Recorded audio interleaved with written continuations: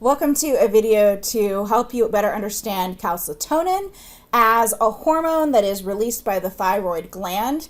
This hormone is a little bit unique in that we see it playing really important roles in bodies up to and through puberty, but having a pretty nominal effect, not as important to the adult body. So let's get started in considering the effects of calcitonin and why it is so critical to a developing body. So when we start our feedback loops, I always put the gland in the upper left-hand corner with the hormone we're talking about, in this case calcitonin. You'll notice underneath this label you find the note that says protein derivative, and that is what the chemical nature of this hormone is. That's important to us because it helps determine its half-life, or how quickly it'll be eliminated from the system.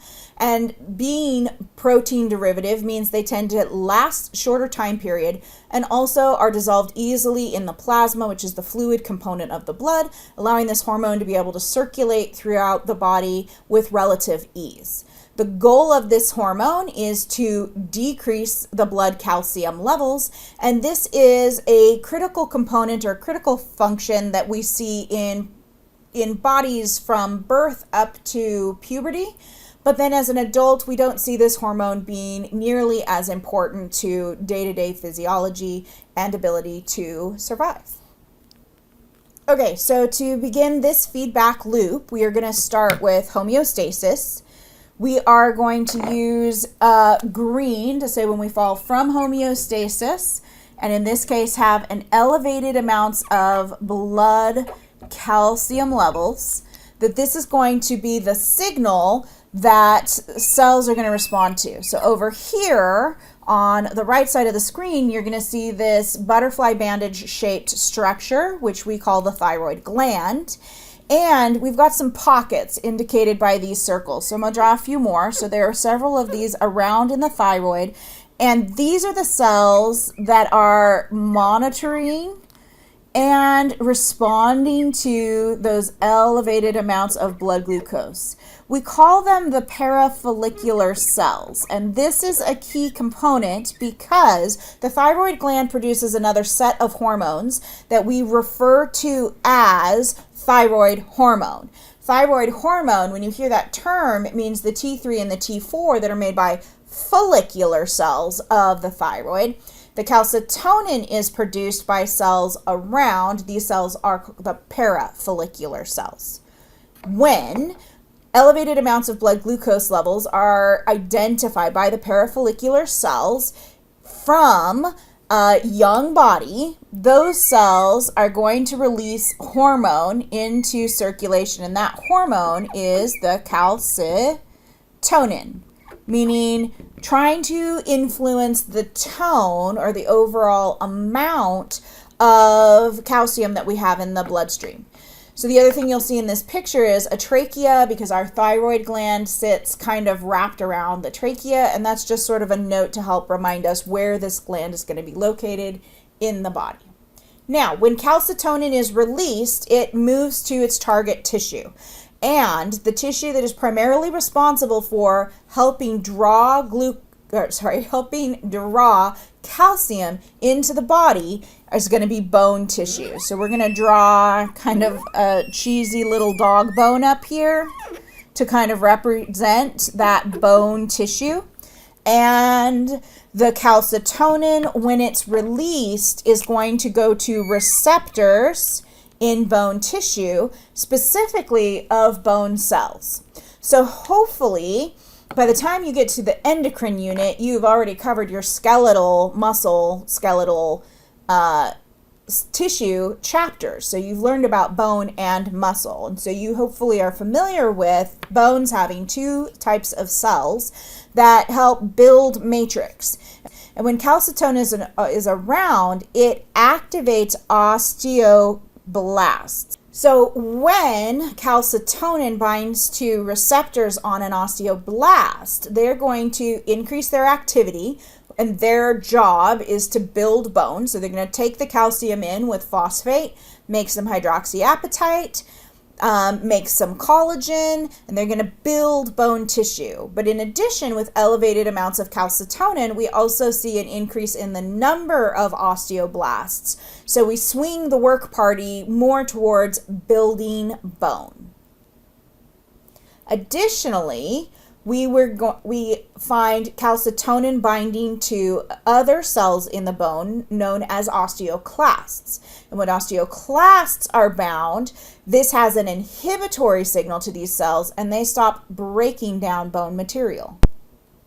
So perhaps this makes infinite sense to you that when calcitonin is around and bound to osteoblasts as the cells in bone tissue that build material, osteoblast activity increases, I lay down more bone material, and I'm pulling the calcium from the blood into the bone to support that bone formation. Also may be pretty obvious why this is really critical in the growth phase of an organism's life form, but once puberty has ended, we move from building bone to maintaining bone, and so the importance of pulling extra calcium in from the blood and building bone becomes less prominent to the maintenance of existing bone tissue.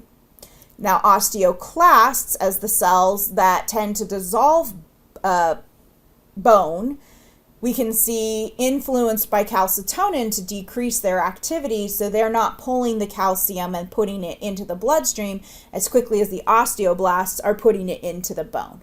So as having opposite effects, anytime osteoblast activity goes up, we want the osteoclast activity to go down. And if we were in a situation where blood calcium levels were low, we would want the osteoclasts to increase their activity and the osteoblasts to decrease their activity, as we see in the parathyroid hormone loop. So, with the action of these bone cells are going to work to decrease blood calcium levels in developing bodies to kind of keep us in a homeostatic zone of appropriate blood glucose levels. So you can see that this hormone is going to be really critical to growth because I have to support those bone cells. But as an adult, maintaining matrix and not needing to pull large amounts of calcium, we see calcitonin having very little effect, and rather seeing elevated blood calcium levels in an adult body dealt with slightly differently. For example, kidneys excreting more of this electrolyte, potentially leading to kidney stones or calcium deposits in other areas of the body. But calcitonin is key to a developing skeleton. All right, so you're going to see our hypo-hyper page for this particular hormone looks a little bit different from the hypo-hypers that we've seen previously. Calcitonin, which you see over here on the left, remember, is a hormone that's predominantly used during childhood and plays little role in the adult body. As such, when we look at specifically increases or decreases to the amount of calcitonin release, what we see are changes in the development of bone tissue. So if I need calcitonin to help support osteoblasts and decrease activity of osteoclasts, and I have too little of this hormone, I might see bone that is less dense.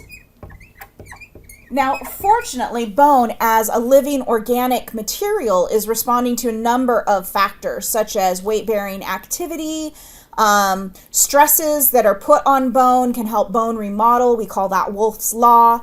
And so even if calcitonin levels are a little low, our bones might be less dense, but we can still form bone. It may be more critical in a body that is not active and less important in a body that is active. But again, this is all childhood associated. So what is the opposite of not pulling a lot of calcium into the bone? Bone is less dense if there's no calcitonin. If there's lots of calcitonin, we might find more dense bone.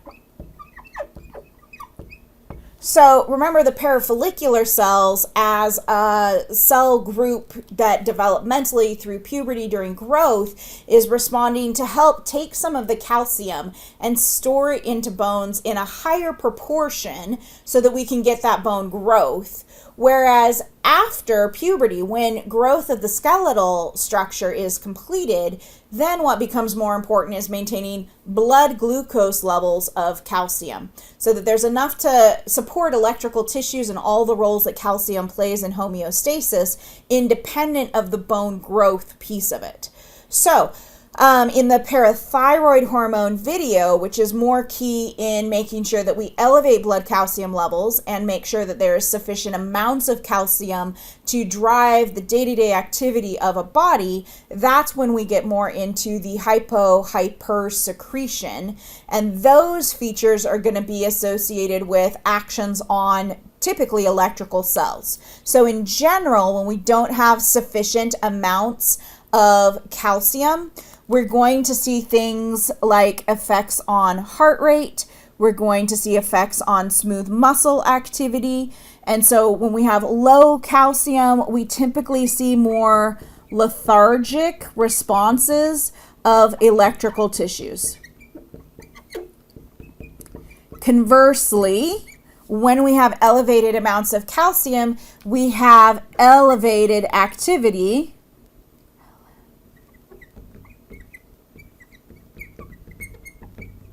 of those electrical tissues. So low calcium levels in the heart might make the heart more erratic, and elevated levels of the calcium in the heart might, for example, result in a more bounding, forceful heartbeat.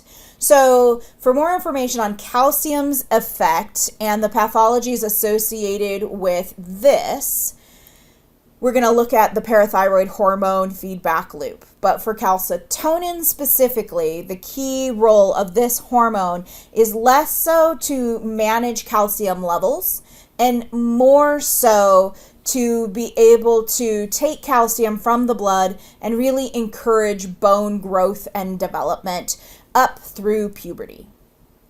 I hope this video helps you kind of clarify calcitonin.